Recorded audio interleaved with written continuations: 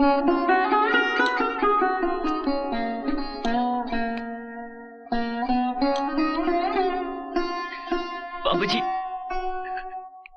बाबूजी। रो मत मेरे बच्चों। नसीब जब बिन मांगे कुछ देता है, बिना पूछे छीन भी लेता है। कृष्ण प्रसाद ने हमें जो कुछ दिया था वो ब्याज के साथ वसूल कर लिया। अब तुम ही बताओ कि जिस बच्चे ने चोरी से मां का दूध तक नहीं पिया, उस पर लाखों के फ्रॉड का इल्जाम लगा दिया गया। बाबूजी, आपने कोर्ट में अपील की? कहां अपील करूं बेटी? मुझे तो ऐसा लग रहा है कि यह कायदे कानून हम गरीबों को इंसाफ दिलाने के लिए नहीं, बल्कि अमीरों की सहूलियत के लिए है। कोई वकील मेरा केस लड़ने को तैयार ही नहीं है। अरे मैं तो थक गया कानून को दुहाई देते देते। आज ही मैं उस टाइकून कृष्ण प्रसाद से जाके पूछूंगा कि हमें जलील करने के लिए तुम इतने मेहरबान हुए थे हम पे। केपी साहब, मैं आपसे अपने बेटे की रिहाई की भीख मांगने आया हूं। कुछ एहसान तो आपने अपनी मर्जी से किए थे, कुछ मैं आपसे मांगने आया हूं। कृष्ण प्रसाद मांगने वाले को सिर्फ भीख देता है, मगर तुम उन भिखारियों में से हो जो सिर्फ दुत्कार के काबिल है। सच्चाई क्या है हुजूर, ये तो मैं नहीं जानता, मगर मैं ये जरूर जानता हूं कि जिसे आप जैसा बड़ा आदमी मुजरिम कह दे, उसे बेकसूर कोई भी साबित नहीं कर सकता। आपके कहर ने मेरी कमर तोड़ दी है हुजूर। मैं आपके सामने हाथ जोड़ता हूं, मेरे दीपक को छोड़ दीजिए। ये जानते हुए भी कि उसने मुझे जलील किया, मेरी कंपनी में लाखों रुपए का गबन किया। कृष्ण प्रसाद इज्जत और दौलत दोनों को एक साथ गवाकर खुश रहने वालों में से नहीं है, समझे? रहम कीजिए मुझ पे, मैं बहुत थक गया हूं। मेरे बूढ़े कंधों पे एक बदनामी का बहुत बड़ा बोझ आ पड़ा है। छोड़ दीजिए मेरे बेटे को।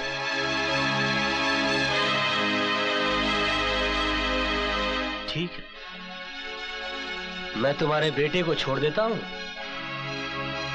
तुम अपनी बहू को मेरे पास भेज दो। कृष्ण प्रसाद,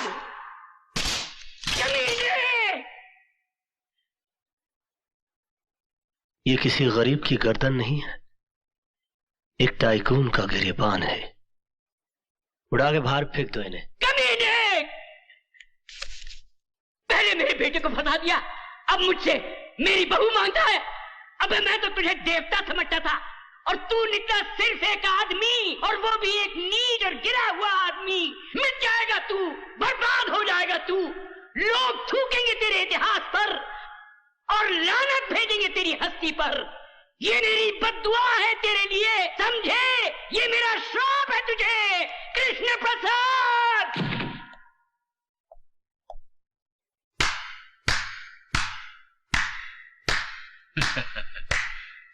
वाह कृष्ण प्रसाद, वाह वाह वाह वाह। आज मुझे पहली मर्तबा पता चला कि इतने बड़े महल में रहने वाला शख्स इतना छोटा भी हो सकता है। अरे जिस मोहब्बत को तो अपनी मोहब्बत के बल से हासिल ना कर सका, उस मोहब्बत को अपनी कायरता छल कपट से हासिल करना चाहता है। आज मुझे पता चला कि तेरे इस मासूम और भोले चेहरे के पीछे एक शैतान, एक भेड़िया रहता है। मास्टर, चिल्ला मत। तू मोहब्बत में मिटा जरूर है, मगर मोहब्बत के फलसफे को नहीं समझा। तू बहुत ऊंचा फलसफा है, और मैं यहां तेरी शरारतों को रफू करने आया था। तेरी बदतमीजों को रफू नहीं कर सकता मैं जा रहा हूं। अरे जा, मुझे किसी की जरूरत नहीं है। अरे जब मैंने अपने दिल में रहने वालों के जाने का अफसोस नहीं किया, तो घर से जाने वालों की परवाह क्या करूंगा। मास्टर, तो सिर्फ बातों की चिंदियां रफू कर सकता है, दिलों के चिथड़ों को नहीं। चल जा, कोई जरूरत नहीं है मुझे किसी की।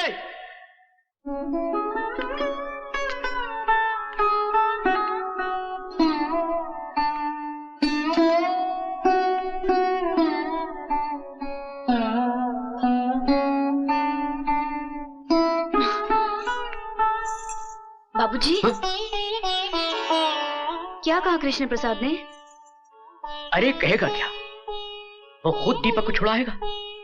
आखिर वो भी तो किसी का बेटा है, वो भी तो समझता होगा कि बेटे पे हुए अन्याय बाप को किस तरह रुलाते हैं। उन्होंने कहा क्या बाबूजी? कहा ना वो छुड़ा देगा,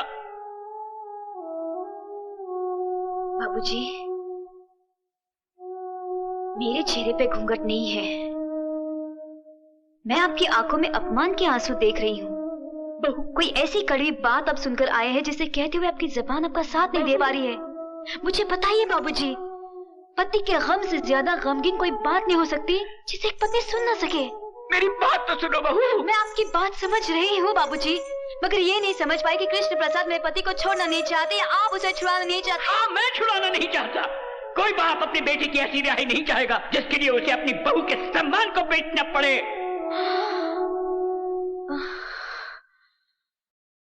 बस बाबूजी, मुझे कृष्ण प्रसाद का संदेशा मिल गया।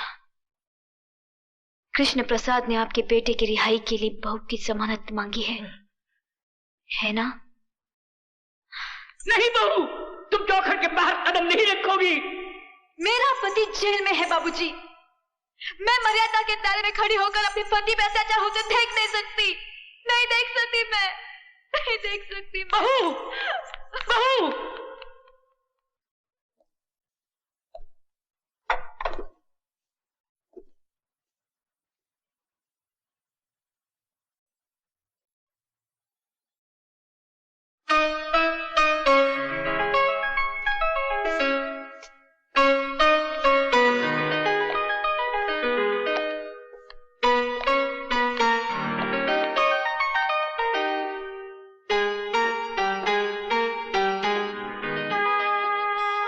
मैं आ गई हूं केपी साहब, मगर ये मत सोचना कि मैं तुम्हारी मर्जी से आई हूं। मुझे यहां मेरी मजबूरी लाई है। पति पत्नी के लिए भगवान होता है और मैं अपने पति के लिए कोई भी कुर्बानी देने के लिए तैयार हूं। बोलो, उन्हें छोड़ने का क्या लोगे? बोलो, जवाब दो। तुम्हारा ईमान धर्म तो बिजनेस है ना? बोलो, क्या उतारूं? कंगन, ये मंगलसूत्र, या फिर ये?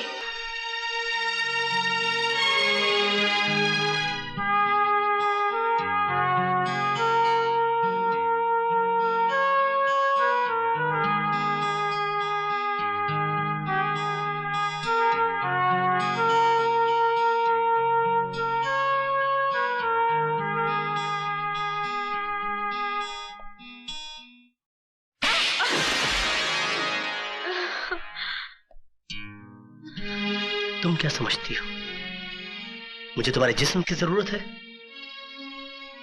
तुम्हारे शरीर की भूख है मुझे?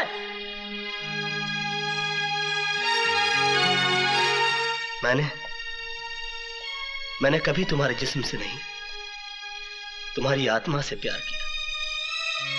लेकिन तुमने मेरी कद्र नहीं की, मेरा इंतजार नहीं किया।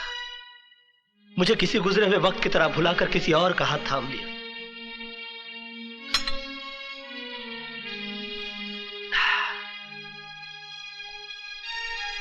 प्यार हम दोनों ने किया, मगर तड़पना सिर्फ मेरे नसीब में आया।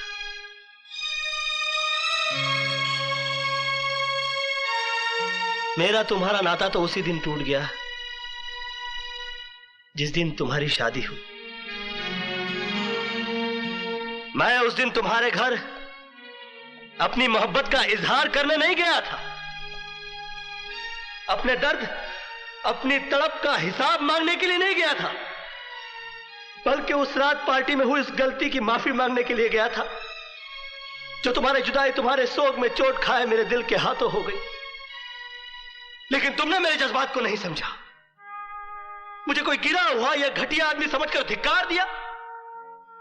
मैंने तुम्हारे साथ जो भी किया वो बदला लेने के लिए नहीं किया, बल्कि तुम्हें इस बात का एहसास दिलाने के लिए किया कि तुम जो सोच रहे हो ऐसा नहीं है। मेरे मन में कोई खोट, कोई पाप नहीं है।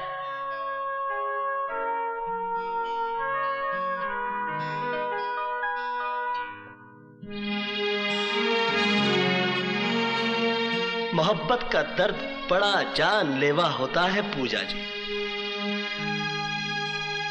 मैंने तो तुम्हें माफ किया, मगर दोबारा कभी इंसान का जन्म मिले तो मोहब्बत जरा सोच समझ कर कीजिएगा।